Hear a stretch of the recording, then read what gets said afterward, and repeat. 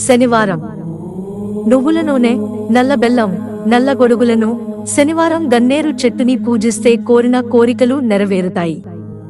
సూర్య భగవానుడి, శనిదేవుని అనుగ్రహం పొందాలంటే శంఖం మొక్కను పూజించడం వల్ల ఇంట్లో ఆనందం, ఐశ్వర్యం కలుగుతాయని విశ్వాసం. శనివారం గన్నేరు మొక్కకు నీరు సమర్పించండి. తర్వాత మొక్క చుట్టూ ఎర్రటి దారాన్ని చుట్టి ముడివేయాలి. ఈ రెమెడీ పాటిస్తే వైవాహిక జీవితం మధురంగా ఉంటుంది. అలాగే శనీశ్వరుడితో పాటు సూర్యదేవుని పూజిస్తే జీవితంలో గౌరవం, సంతోషం, ఐశ్వర్యం పొందవచ్చు. శనివారం గన్నేరు పువ్వులతో శనీశ్వరుడిని పూజిస్తే జీవితంలో సుఖ సంతోషాలుంటాయని నమ్మకం. శనివారం నలుపు రంగు దుస్తులను దానం చేయవచ్చు. ఇంకా కాకులకు పెట్టే ఆహారంలో కూడా నువ్వులు లేదా నల్ల శనగలు ఉండేలా చూసుకోవాలి.